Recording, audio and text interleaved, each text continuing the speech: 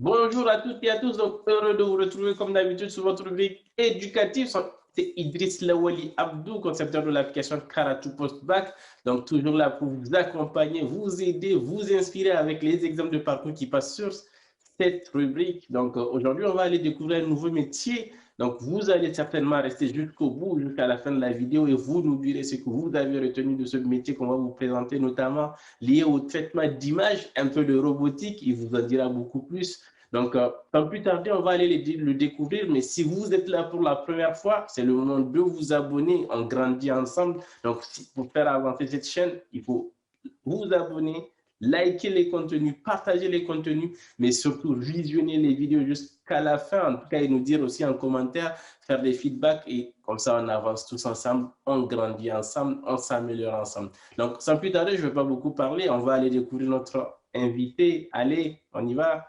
Go.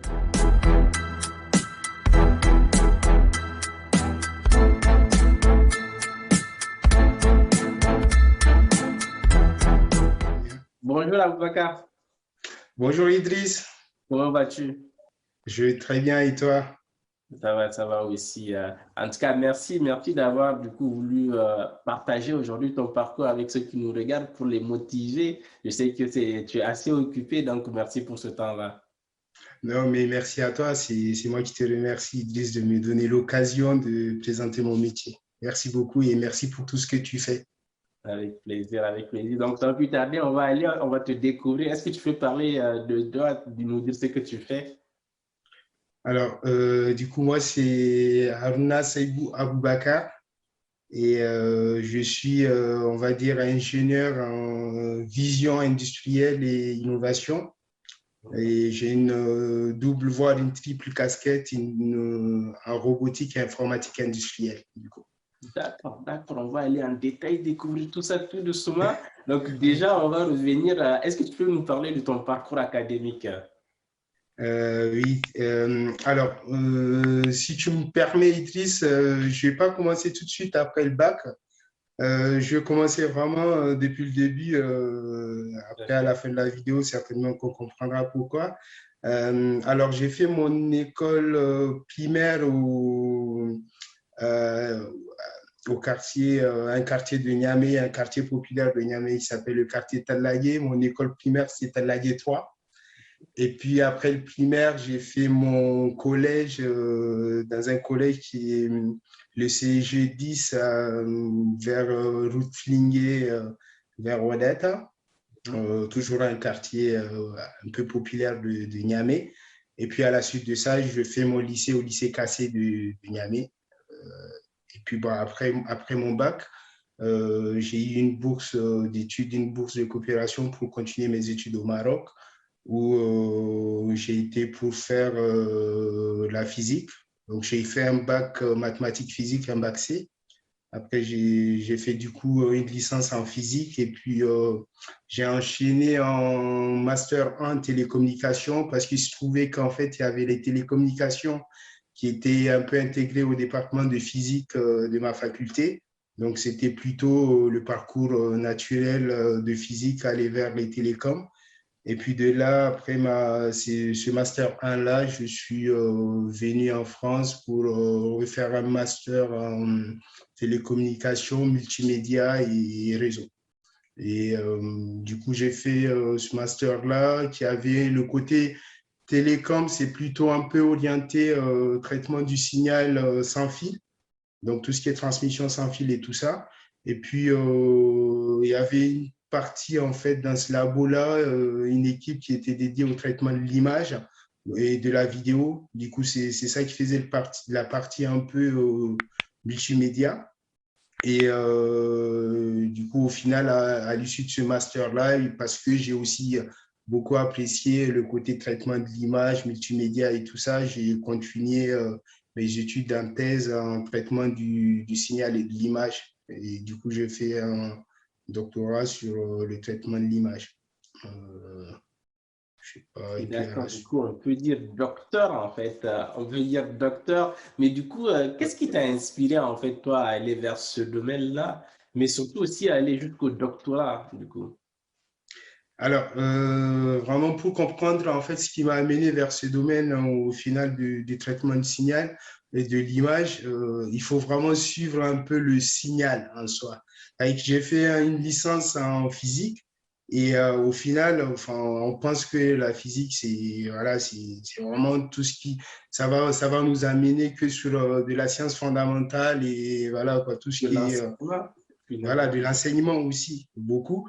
Et au final, en étant en licence en physique, ben, on voit un petit peu aussi toute la partie onde, en fait, si tu veux, onde électromagnétique et tout ça. Et en fait, ce du signal, et ce qui est d'ailleurs cohérent un petit peu avec le parcours télécom qui était un peu intégré dans le département de physique. Et bah, du coup, je suis parti un peu vers les télécoms parce que j'aime beaucoup la partie un peu physique, si tu veux, du traitement du signal et tout ça. Et puis après, on découvre en faisant du multimédia et de l'image que finalement, l'image, c'est aussi de la physique, c'est du signal, c'est de la lumière et tout ça, qui est aussi une onde électromagnétique. Et en fait, c'est vraiment tout ce côté-là qui, encore aujourd'hui, m'intéresse beaucoup. Donc, c'est pour ça que je suis resté dans l'image. Et aussi parce que l'image, quand tu traites une image, tu as tout de suite ton résultat et ça se voit, quoi. C'est pas trop abstrait, on va dire. Totalement. Et c'est ça qui m'a plus orienté dans ce domaine-là. D'accord. Et du coup, la thèse, pourquoi? Une volonté plutôt depuis le début, en fait. C'est vraiment quelque chose, un diplôme que je voulais avoir. Pour plusieurs raisons, parce que, enfin, d'abord, parce que j'ai des parents qui n'ont pas été à l'école, j'ai pas honte de le dire, et du coup, j'avais cette envie-là, moi, d'aller au plus loin possible. Ça, c'était un défi un petit peu personnel, mais aussi parce que je me disais tout simplement que, voilà, je vais aller jusqu'au bout, aller jusqu'au dernier diplôme, on va dire, universitaire qui est le doctorat. Donc, j'ai toujours voulu aller vers ça. C'est pour ça D'accord. que j'ai continué naturellement vers un parcours qui me permettait assez facilement d'aller sur une thèse et puis de faire une thèse, quoi. Ok, ok, super intéressant en tout cas ce point de vue-là. Et du coup, en quoi consiste ton métier concrètement au jour le jour? Qu'est-ce que tu fais? Alors, du coup, moi, j'ai fait une thèse, comme je disais tout à l'heure, en traitement de l'image. Et cette thèse-là, moi, j'ai fait ce qu'on appelle les thèses CIFRE, en fait. C'est une thèse qui est cofinancée par une entreprise. Donc, c'était sur un sujet assez particulier et pointu qui est l'analyse d'image couleur. Donc, c'était une thèse en colorimétrie parce que l'entreprise qui m'embauchait à l'époque avait un sujet d'innovation sur la colorimétrie. Et du coup, ils ont eu une relation avec mon laboratoire où je faisais mon master recherche, mon stage. Et du coup, je suis naturellement parti sur ce sujet-là. Donc, mon quotidien, c'était de développer en fait des outils logiciels, si tu veux, de traitement de l'image, donc des projets d'innovation en traitement de l'image essentiellement. Donc, j'ai fait ce projet-là de la colorimétrie au nom de la société. On a développé un produit propre à la société, une société qui s'appelle Care Industry, qui est une société spécialisée dans tout ce qui est fabrication de machines de production industrielle, notamment pour l'automobile, mais pas que. C'est aussi pour le monde de la cosmétique, le nucléaire et autres. Et ben, de là, j'ai eu, au-delà de ma casquette un peu d'ingénieur innovation en vision, j'ai eu une casquette aussi de développement de programmation de robots. Donc, je fais de la robotique aussi, je programme des robots industriels. Et aussi, je développe des interfaces en machine, enfin, de l'informatique industrielle, quoi. Donc, au quotidien, en fait, je m'occupe de toute la partie dans une machine de production. On va dire que moi, j'interviens sur les yeux et le bras de la machine. Les yeux par les caméras. Donc, toute l'intelligence à développer dans les caméras pour faire des contrôles. Ça va être des contrôles de présence, absence, dimension, positionnement d'une pièce dans l'espace pour donner les coordonnées à un bras robotisé pour aller prendre la pièce d'un endroit A et déposer à un endroit B, quoi. C'est ce que je fais.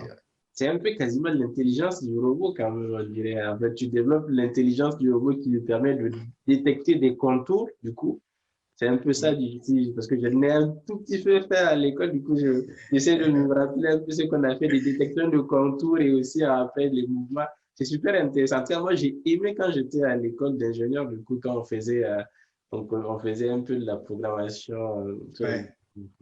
Donc, c'est Ouais, effectivement, c'est un petit peu ça. Si on veut vraiment caricaturer, c'est vraiment la notion de, OK, on a une caméra qui va nous donner une image comme nous, on peut voir avec l'œil, mais derrière l'œil, ça reste un capteur. En fait, on capte juste l'information physique de la scène. Derrière, il y a le cerveau qui interprète et qui donne une signification, en fait, à ce qu'on regarde. Et moi, mon métier, effectivement, c'est de développer les algos qui vont permettre d'interpréter l'image qu'on acquiert pour dire qu'en fait, dans cette image, on a tel ou tel objet et où tel objet est positionné à tel endroit de l'espace pour donner ces coordonnées-là à un robot et pour qu'il puisse aller prendre la pièce et puis faire des opérations sur la pièce, quoi. Totalement, totalement. Ok, super. Tout à l'heure, tu as utilisé un terme que certainement beaucoup de gens qui nous regardent ne connaissent pas en termes de parcours doctoral. C'est le terme CIFRE, du coup. Donc, est-ce que tu peux juste un peu détailler qu'est-ce que c'est que la thèse CIFRE et ensuite, quelle est la différence avec la thèse, du coup, fondamentale? Ouais. Alors, ouais, très bien, ouais. Une thèse CIFRE, en fait, en gros, c'est une thèse qui est cofinancée, qui est cofinancée par une entreprise et puis une partie des subventions versées par l'État, entre guillemets, à cette entreprise-là pour l'accompagner en fait dans le développement de l'innovation. L'État apporte ce financement-là à travers une association qui s'appelle l'ANRT. En fait, c'est l'Association nationale de la recherche et de la technologie qui donne en fait des subventions aux entreprises pour supporter un petit peu leur coût de développement en innovation. Donc, l'idée de la thèse cible, généralement, c'est de passer un temps au laboratoire pour profiter un peu de tout l'environnement, enfin, de tout l'environnement de recherche, développement qui est au niveau des laboratoires, au niveau de l'université, et puis un temps au niveau de l'entreprise pour développer en fait un produit finalement qui n'est pas du tout abstrait, quoi. Ça veut dire qu'on ne reste pas dans du fondamental, on est vraiment sur du développement déjà d'un produit quoi, qui est innovant et tout ça. Et par ce biais-là, du coup, la recherche se trouve aussi financée quelque part par les entreprises, quoi. Et en fait, c'est vraiment gagnant-gagnant entre l'entreprise, le labo, mais aussi pour l'État dans une stratégie globale d'innovation nationale. Totalement, totalement. Ok, c'est super intéressant. Mais du coup, est-ce qu'il y a beaucoup de femmes du coup dans ton domaine, dans ton environnement de travail?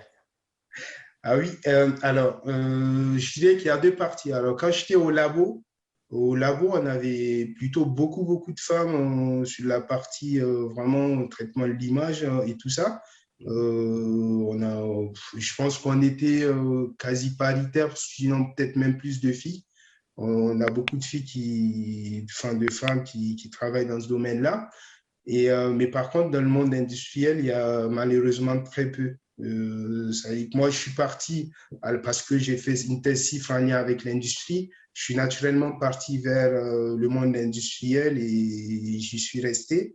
Mais dans ce monde-là, on n'a pas finalement beaucoup de femmes. On en a plus dans les autres points du traitement d'image, quoi. Ok, ok, je vois ça. Mais du coup, est-ce que c'est un domaine qui paye bien? Mais d'abord, du coup, je dirais, vous qui nous regardez, en tout cas les femmes, n'hésitez pas, du coup, si ça, jamais c'est un blocage, parce que j'avais tantôt eu une dame qui était dans l'industrie aussi, mais du coup, qui disait aussi qu'il y avait pas beaucoup de femmes dans ce domaine-là. Mais n'hésitez pas à y aller. On est là, du coup, pour vous Ouais. donner toutes les infos qu'il faut. S'il y a quelque chose qui vous bloque, c'est en commentaire qu'il faut poser la question et on avance ensemble. Et du coup, je reviens à ma question. Est-ce que c'est un domaine qui paye bien, en fait, qui met en condition finalement celui qui le fait? Alors, oui, je dirais vraiment que c'est un domaine dans lequel on gagne plutôt bien sa vie. pour des raisons. La première étant que il n'y a pas encore beaucoup de monde dans ce domaine-là. C'est un domaine qui n'est pas trop saturé et où il y a vraiment de la demande et donc forcément du boulot. Et puis, quand il n'y a pas beaucoup d'experts dans un domaine, forcément, au niveau de la rémunération, ça suit, quoi. On le ressent. Donc, c'est un domaine qui est plutôt confortable au niveau du salaire, je trouve. D'accord, d'accord, super intéressant. Et du coup, je ne sais pas si aujourd'hui, est-ce que toi, tu vois aujourd'hui quels peuvent être les challenges qu'on peut facilement beaucoup plus rencontrer sur le parcours, d'une part, mais aussi dans le métier. Du coup, là, c'est plus ton retour du terrain, quoi. Ouais. Alors, moi, je pense que le challenge, c'est plutôt, disons, que pour quelqu'un qui est curieux, qui n'a pas peur d'apprendre, c'est plutôt agréable parce que c'est un domaine où il faut vraiment y aller, il faut pas trop hésiter. Moi, je faisais, je venais du monde que de l'image. Finalement, je fais de la robotique, je fais de l'info-indus. Et quand on n'a pas peur d'apprendre, on s'en sort plutôt bien. Et le challenge, il est là parce que on a tout le temps, on fait jamais la même chose. Ça change, chaque projet a une histoire. Voilà, quoi, on a des nouveaux challenges à chaque fois. Il ne faut pas avoir peur de les affronter, quoi. Et si on se dit, on veut faire la même chose tout le temps et tout ça, c'est clairement pas un métier qui est fait pour toi, quoi, en fait. Super. En tout cas, on va y revenir tout à l'heure. Tu vas nous dire plus en détail les qualités qu'il faut. Mais déjà, est-ce que toi, tu peux nous dire quelle est la chose que tu aimes le plus dans le métier? Alors, c'est ce que je viens de dire, Idriss. C'est ce côté un peu pas routinier, quoi. C'est-à-dire qu'on est dans un métier où chaque projet, chaque machine a une vie, a une histoire. Il y a un client qui vient avec souvent une feuille blanche, quoi, qui dit, bon, voilà, aujourd'hui, j'ai telle opération peut-être qui est faite manuellement ou même que je fais pas encore. Il faut imaginer une machine qui va automatiser tout ça. Et faire ma production, eh ben, on part d'une feuille blanche, on met les choses, on part du bureau d'études mécaniques qui dessine tout, après de l'automatisme, info-indus et tout ça. Et c'est vraiment ce côté changeant en fait du métier qui me fait beaucoup apprécier ce métier-là. Je m'ennuie jamais. Je m'ennuie jamais. Super. Et du coup, à l'inverse, quelle est la chose que tu aimes le moins? Alors, quelle est la chose que j'aime le moins dans ce métier? Oh, franchement, je vois pas. Alors oui, peut-être que plus personnel, c'est plus le côté un petit peu documentation que je trouve un petit peu chronophage. Alors, c'est très utile de faire une documentation saine, propre pour que le client, il ait en tout cas tout ce qu'il lui faut pour, en cas de problème, trouver en fait la solution par lui-même et n'est pas tout le temps nous appeler et tout ça. C'est un gain de temps pour chacun de nous. Mais par contre, c'est un travail, lorsqu'on le fait vraiment bien, la documentation qui peut être hyper lourd en fait, parce que quand on le fait pour soi, enfin, lorsqu'on le produit, on voit pas trop la valeur ajoutée pour soi, parce qu'on explique juste en fait aux autres ce qu'on a fait, mais ça prend énormément de temps. Moi, très souvent, je mets plus de temps à produire la documentation que le temps que je mets à développer en fait le programme. Voilà. Tout à fait. Mais on C'est retrouve même peut-être. ça aussi dans l'ingénierie logicielle, en fait. Ouais, Et du coup, la documentation, c'est toujours pas la partie la plus ouais, aimée des non, techniques et des gens qui mettent les mains, on va dire, dans les cambouis. ouais. Tout à C'est, fait. ouais. Mais du coup, pour toi, quelles sont les qualités à avoir pour travailler dans ce domaine-là? Alors là, moi, je dirais que vraiment, la première qualité, c'est enfin, déjà de l'aimer, en fait, aimer travailler dans ce domaine-là, aimer un peu tout ce qui est un peu technologique, apprendre des nouvelles choses, en fait. Vraiment, ne pas avoir peur d'apprendre, surtout. De se dire, bah, OK, c'est peut-être compliqué comme ça au premier abord, mais je vais mettre voilà, quoi, je vais m'y plonger et je vais maîtriser.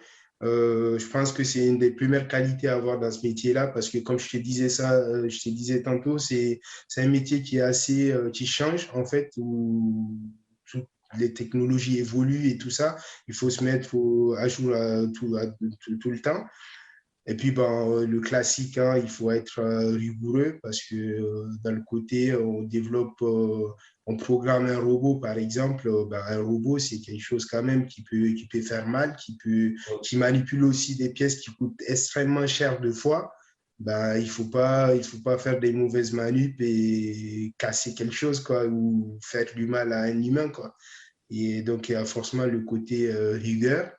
Et puis, ben, je pense qu'essentiellement, moi, je m'arrêterai à ces qualités-là, quoi. C'est ce qui est vraiment important, je pense. Tout à fait, oui, tu as bien raison. Mais du coup, vous qui nous regardez, si c'est quelque chose qui vous intéresse, en tout cas, la robotique, je sais que ça fait rêver beaucoup de gens, mais aussi toute la partie traitement d'image, parce que c'est des choses qui sont quasiment liées. Donc, si ça vous intéresse, posez-nous des questions, en tout cas, sur des choses peut-être qu'on n'a pas couvertes. Si vous avez envie d'en savoir un peu plus aussi, n'hésitez pas, on mettra du coup le lien du profil de Aboubacar qui va aller vers LinkedIn. Vous pouvez aller le contacter directement, lui poser des questions. Donc, si ça vous Avec grand intéresse, donc, plaisir. mais mettez-nous en commentaire ce que vous en avez pensé, parce que du coup, là, on est quasiment à la fin de la vidéo. Donc, quels sont pour toi les conseils que tu donnerais à des gens qui veulent aller vers ce domaine-là?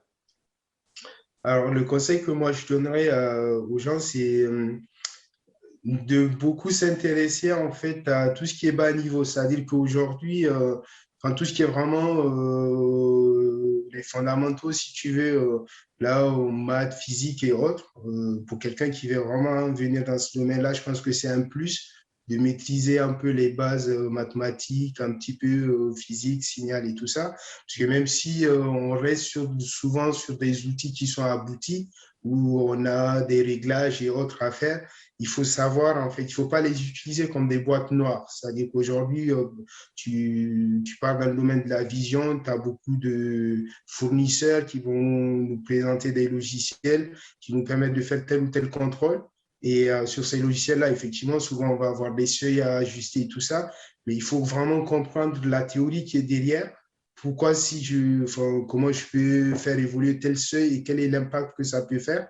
Je pense que c'est très important. Donc, pour quelqu'un qui veut venir vers ce métier-là, je lui conseillerais plutôt enfin, d'être solide sur le côté un petit peu mathématique et physique, mathématique notamment, tout ce qui est opération matricielle, des choses comme ça, d'être assez solide là-dedans, quoi, avant de venir dans ce domaine-là. Et puis d'être très curieux, quoi, surtout, encore une fois. En tout cas, la curiosité, c'est ce qui revient souvent, en tout cas, et je connais mes frères et sœurs timides, en tout cas africains en général et nigériens en particulier, pour sortir de sa zone de confort, aller chercher l'information, mais de toute façon, ça, ce sont des règles de bienséance, en tout cas, dans une société où on a envie d'apprendre. Donc, n'hésitez pas, en tout cas, nous, on est là aussi pour ça. Ne soyez pas timide, soyez curieux. Ce qu'on n'a pas dit et que vous qui vous trotte dans la tête, c'est le moment de le mettre en commentaire. Et si vous n'êtes pas encore abonné, abonnez-vous parce que enfin, on est là pour avancer aussi ensemble, pour faire grandir les choses. Et faites découvrir ce contenu à toutes les personnes que vous pensez que ça peut aider. Donc, je ne sais pas si tu as un dernier mot à dire avant qu'on clôture du coup cette séance. Ouais, alors, j'ai un dernier mot, peut-être plusieurs derniers mots. Alors, le premier dernier mot, moi, ce que j'ai envie de dire aux gens, c'est croyez en vous, les jeunes qui nous écoutent. Je t'avais demandé la permission de dire un petit peu mon parcours en partant du primaire. C'était important pour moi juste parce que j'ai envie que ce jeune-là qui est en face en fait devant son PC, qui regarde cette vidéo ou devant son portable, qui se rend compte que voilà, on peut venir d'un quartier assez populaire et pauvre et tout ça, et puis ben, finalement faire ce qu'on aime faire et aller un petit peu loin dans ses études et faire des belles choses. Donc croyez en vous avant toute chose, vraiment croyez en vous. Et puis, ben, partez dans quelque chose qui vous passionne. Enfin, au début, peut-être que vous ne la trouvez pas tout de suite, ce qui est votre voie, mais s'il y a quelque chose qui vous tente, allez-y. Et puis après, ça peut changer, c'est pas grave. Vous allez repartir dans d'autres choses et tout ça. Moi, c'était la physique au départ. Aujourd'hui, je fais du traitement de l'image. Mais finalement, on trouve des connexions en fait entre les métiers et c'est vraiment, vraiment important. Et puis, peut-être une dernière chose, je pense que j'avais regardé une des vidéos là récemment que tu avais faites, je crois que c'était avec Bokar Doudesh, qui disait le giving back, le retour, enfin, de redonner, quoi. Et ça m'a parlé parce que c'est vraiment important d'avoir cet esprit-là, de redonner en fait à la société ce qu'elle nous apporte, pour plusieurs raisons. La première étant que lorsqu'on donne, on reçoit toujours. Toujours. Et n'attendez surtout pas d'être dans votre milieu que vous visez. Et là, je m'adresse vraiment aux Nigériens, de se dire, moi, je suis Nigérien, je suis à l'étranger, je veux redonner vers ma communauté, donc j'attends d'être au Niger pour redonner. Non, commencez à redonner là où vous êtes, là où vous vivez. Si vous voulez redonner plus tard, enfin, ça ne peut que vous apporter plus d'expérience pour mieux donner plus tard dans votre communauté. Mais redonnez là où vous vivez, quoi. Donc, engagez-vous associativement et tout ça. Vous créerez aussi des réseaux qui vont vous servir, quoi. C'est vraiment important. C'est vraiment le mot que j'ai envie de passer. Super, super. Il nous vient de Talagué et aujourd'hui, il programme les robots, mais aussi il fait tout ce qui est traitement d'image et de détection et d'insufflage, je ne sais pas si on peut le dire, d'intelligence dans les robots. Donc, vous avez entendu son parcours. Si vous ne l'avez pas vu, c'est le moment de venir le regarder. Mais en tout cas, on vous l'a dit, regardez jusqu'à la fin, tout y est. Donc, sans plus tarder, nous, on va vous dire à très bientôt et surtout savourez, regardez totalement tous les contenus que vous avez sur cette plateforme. Quand je dis plateforme, c'est bien sûr la chaîne et c'est là où on vous partage tous les parcours en train qu'on espère vous inspirer et qui vont vous amener là où vous avez envie d'être, en tout cas en piochant, on va dire, les bons conseils, en piochant aussi, surtout en vous projetant. Nous, on vous dit à très bientôt, mais restez sur la chaîne. On vous dira plusieurs fois à très bientôt, mais restez-y. Allez, on y va. Go, bye bye. Merci beaucoup, Idriss.